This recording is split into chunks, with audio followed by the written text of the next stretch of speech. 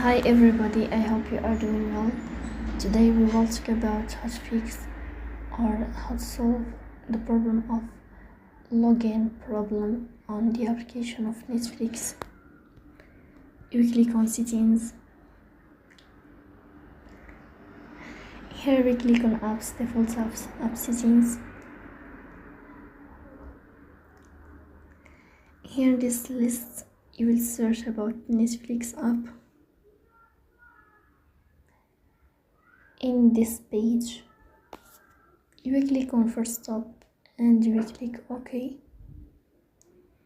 Here you will enter to storage, then we click on clear cache. In the end you will turn off your phone and you will restart your phone again, so please don't forget to support us by like and subscribe. See you next time.